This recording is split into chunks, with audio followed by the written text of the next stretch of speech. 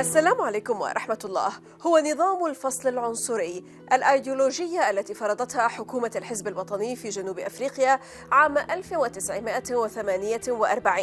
ولعل هذا النظام المقيت آنذاك كرس بسلطة القوة قوانين أجبرت مختلف المجموعات العرقية على العيش بشكل منفصل وغير متساو على الإطلاق. مع شاكا راديبيه عضو اللجنة التنفيذية لرابطة الأسرى والمناضل القديم في صفوف المؤتمر الوطني الأفريقي، نتحدث عن تاريخ نظام الفصل العنصري في جنوب أفريقيا والقضاء عليه من الداخل. معكم زينب صفار، تابعونا.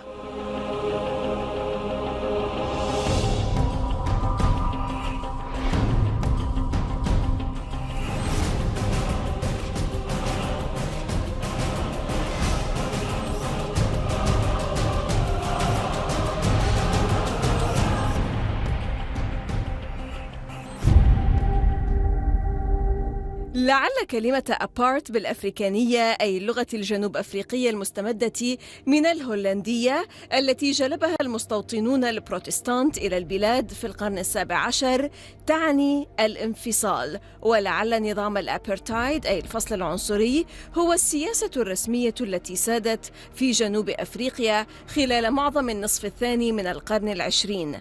الحزب الوطني هو من قدم هذه السياسة عندما تولى السلطة في أعقاب انتخابات البيض فقط في عام 1948، وصنفت هذه السياسة الجنوب أفريقيين في 4 مجموعات عرقية، وهم الأبيض والأسود والهندي والملون أي العرق المختلط. ولخشية متزايدة من الهجرة الحضرية للسود الباحثين عن عمل، سعت الأقلية البيضاء للدفاع عن نفسها عن طريق سن قوانين عنصرية تفصل بين الجماعات المختلفة وتحظر الزواج المختلط عرقيا وتفصل في مختلف مرافق الحياة، مما أدخل البلاد في مواجهات واضطرابات ومظالم دامية حصدت أكثر من 21,000 من الضحايا من ذوي البشرة السمراء، ولا سيما خلال مجزرة شارفيل الشهيرة عام 1960 وانتفاضة سويتو عام 76 و77. أخيراً ألغي هذا النظام العنصري بعد مفاوضات مطولة في أوائل التسعينيات بين حكومة FW دي كليرك وحزب المؤتمر الوطني الأفريقي بقيادة نيلسون مانديلا. وفي عام 94 أجرت جنوب أفريقيا أول انتخابات حرة وغير عنصرية، وتم اختيار المديبة مانديلا رئيساً للبلاد ورئيساً لحكومة الوحدة الوطنية. ومع ذلك فإن تأثير الفصل العنصري لم يغب عن المشهد والواقع في جنوب أفريقيا اليوم بحسب المعنيين، إذ على الرغم من أن الجنوب أفريقيين البيض كانوا يشكلون 10% فقط من سكان البلاد في نهاية نظام الفصل العنصري، إلا أنهم يمتلكون نحو 90% من الأرض. شاكا راديبيه القيادي في حزب المؤتمر الوطني الأفريقي وعضو اللجنة التنفيذية لجمعية السجناء السياسيين السابقين يشرح متى بدأ التمييز العنصري يظهر وجهه في البلاد وما الذي تسبب في ذلك ولماذا. When a white man set foot in South Africa in 1652 on the 6th of April, Jan van Riebeeck and his troops, the wars of annexation began.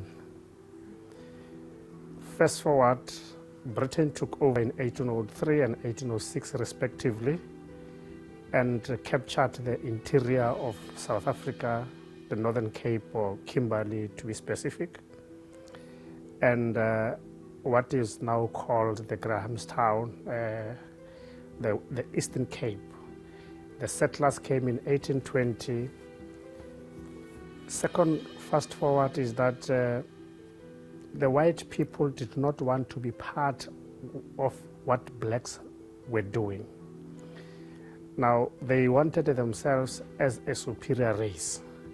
Mm-hmm. In 1909, after the Anglo-Boer War from 1898 until 1902, at the peace treaty of Vereeniging, the Boers and the Boers and the British agreed that they are going to form what is called the Union of South Africa in 1910. So in 1909, they had an act which was a Union of South Africa Act. When it came into being, they then said we are going to have a separation of the people of South Africa. You had the blacks with no rights, you had the whites with rights. So apart comes from separation. Yes. Yes. It went through. It was first separation. In 1934-36, when Herzog took over, President Herzog of the Nationalist Party took over, he then spoke about racial segregation. Now he changed it from separation because Louis Botha was talking and General Smuts were talking separation. Now General Herzog came with racial segregation. It means one thing and one thing only. What changed there was the fact that with the racial separation, separation at that time, you had some black people who were enjoying some franchises in the part of Cape Town, of the Western Province at the time, or Cape Colony of the time. And when the separation, the racial segregation came in, Herzog, with the Herzog bills in 1936, he actually cut all those franchises that used to be enjoyed by certain blacks. And the blacks that enjoyed some franchise were the blacks who were educated, those who were rich, and those who were pastors or reverends. Now Herzog cut off everything. Now, with the Nationalist Party coming into government in 1948, when apartheid was introduced, the only difference was that it then became a legislated law. These other ones were not So it was sort of invisible to a certain extent. Now, back in 1948, it became more visible. It became more visible. It became a law. It became a law. And those laws you had in 1950, the Group Areas Act, you have the Influx Controls Act, you had so many acts, the Bantu Education Act. Now they began to say, this is how we are going to govern South Africa. We are saying apartheid, we are saying all of us must live apart, but we must live together, but we live apart. Now, what then happened there is that there was the blacks and the whites and the Indians and the mixed or something, which are the colors. Yes, the colors, people of color. Yes. Now, what happened there was that you then go to Parliament, you enact laws that are giving you power and rights over other people. Now, there you then began to see the signages happening. The whites-only signages, the buses. In the Free State, in other provinces, people would not get into the shop to buy. They would buy through the window, right? Black people would not sit with white people in one bus or in one combi. They will have to have a different mode of transport. Blacks were squashed into the trains, the third class. Whites would go into the first class on the same train. And you have to have certain kind of pass books if you want to go to a certain area. Now the influx control would then give you a right, a limited right. You must produce a pass or a permit to go to a certain area, and they will give you limits, a limited time to be in that area. So that is the package of apartheid. It then became vicious because at that time, when all these acts and these laws were put in place, you had whites and black people living along each other. Now they had to demolish those settlements. That is why you get that the top location in Vereeniging in the Vaal was demolished, and then Sharpeville came into being. So Firetown in Johannesburg was demolished, then Soweto came into being, and so on and so on. One of the also biggest one was the District 6 in Cape Town. and you had the Manenberg, you had all other colored areas coming in because they were taking the areas away, the colors away from the white areas. Shaka, apartheid was delineated into petty apartheid and grand apartheid. So what is the difference between both? To me, there's no petty apartheid. No. They used to refer to petty apartheid as that which entails the segregation of public facilities and social events, and grand apartheid, which dictated housing and employment opportunities by race. Now, this is how they wanted to define it. They wanted to define apartheid and categorize it into, because when they say petty, it's like it's a better apartheid, and the other one was the cruel apartheid. But apartheid is apartheid, has at the end always of the been day. apartheid. They actually categorized to say, you're not going to play sports together, we're not going to attend school together. To them, it was petty. It was not something serious. To us, it was something serious because we were not able to play in the international world because of the white man, because of apartheid. We couldn't participate musically in terms of soccer. Between 1975 and 1979, there were two soccer teams in South Africa. There was a white soccer team and a black soccer team. And that's why FIFA decided, let's ban South Africa from the world, because we can't have racial teams in South Africa. So tell me if that is petty, right? Tell me if it is petty that you get a white child, a black child, who wants to complete a degree in medicine. And they are banned. She's told that you are too black to do MBCHB. And they say that is petty. It's not petty. It's a monstrous Yes. kind of policy. Now, allow us, Shaka, to stop for a short break, and then afterwards we're going to talk a bit about how did apartheid come to a halt and whether it's totally abolished in South Africa today, but after the break. إذا فاصل قصير ونعود، لا تذهبوا بعيدا.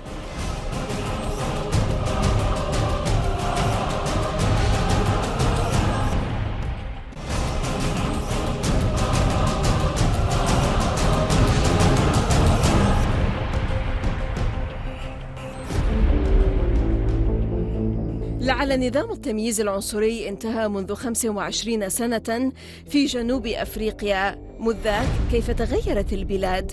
يقول البعض إنه بالرغم من انتهاء تلك السياسة فإن التعافي من التمييز العنصري الممنهج له عملية صعبة ومستمرة وتأثيراتها ما زالت باقية. شاكا راديبيه القيادي في حزب المؤتمر الوطني الأفريقي وعضو اللجنة التنفيذية لجمعية السجناء السياسيين السابقين في البلاد يصف واقع هذا الأمر اليوم، وهل قضي فعلياً على هذه السياسة غير الإنسانية؟ Let's start by saying that apartheid was practiced from 1948 as in apartheid as a system. But a black man has always been denied a voice in South Africa for 342 years. Apartheid as a system and the practice of invasion, annexation, deprivation, undermining the black person did not start in 1948.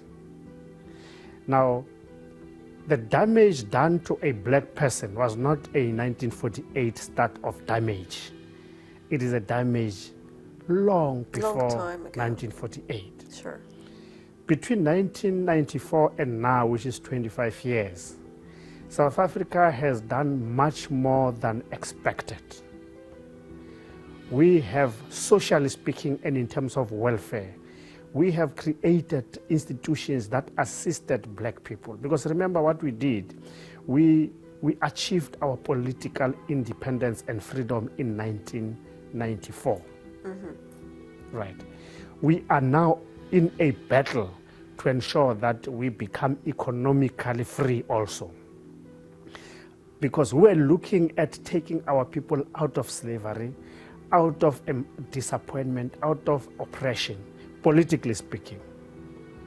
Now, economically, it is now that the African National Congress is modeling policies that must ensure that there's proper and there's equal participation on the economic sphere from all races and color of our people. First is the black economic empowerment and the broad-based black economic empowerment, and we saw that those don't achieve the objectives. We have the issue of the land question now in South Africa, which is a very debatable issue. These are the ways and systems in which the African National Congress is trying to resolve the economic issue. The issues of nationalization of the banks, nationalization of the mines, and all these other things, the African National Congress is trying to ensure that economically let's level the play field. Our people are still living in poverty, albeit that there are welfare amenities that are addressing to keep the gap.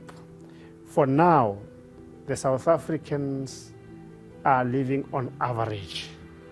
We have managed to squeeze even the big business to ensure that in terms of the living wage, we must up the standard.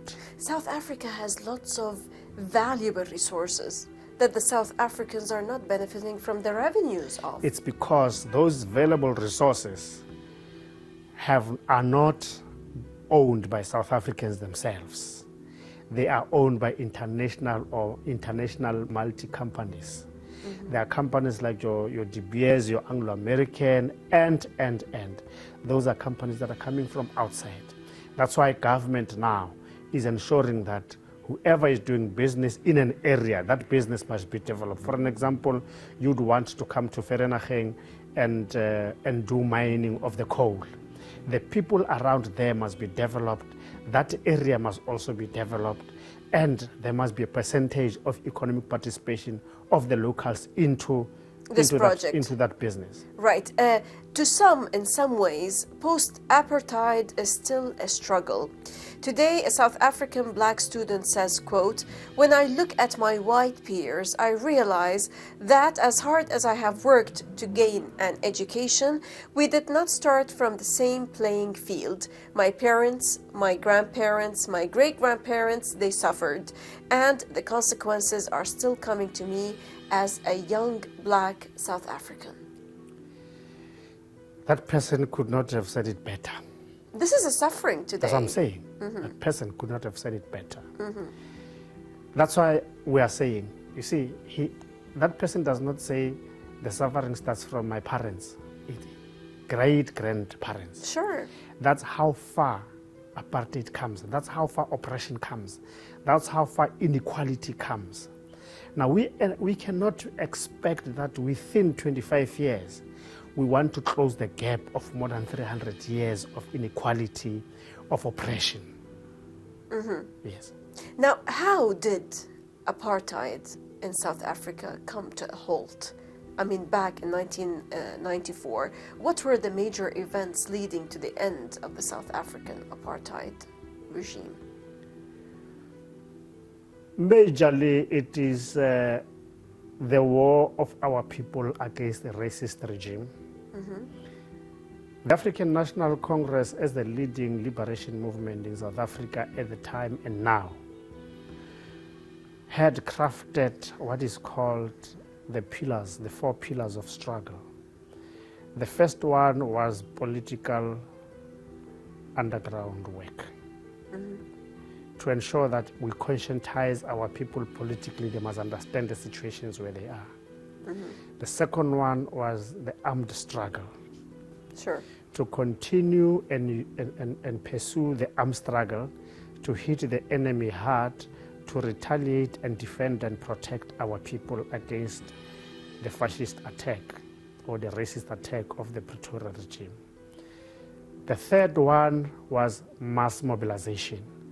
We conscientize through the political underground work our people, to mobilize our people so that our people must rise against apartheid. The fourth one was more of the international solidarity. Now, the world was canvassed, was mobilized against apartheid. Sanctions happened, disinvestment happened. boycott, sanctions, and this. Yes. But towards 1983, 84, 85, 86, the issues of the cultural boycott came into being. Cultural boycott is when you are saying no rugby team in the world must come and play with the Springboks in South Africa. And that hit them hard. And you just said that they call that petty apartheid. It hit them hard because they could not be exposed to play outside, right? No exchange of professors and doctors at institutions of higher learning. And 1988, the Battle of Quito Valley was the last straw on the back of the camel, because in that battle, the apartheid government was preparing to take over Angola, starting from the southern part of Angola, from Quito, and going to Luanda.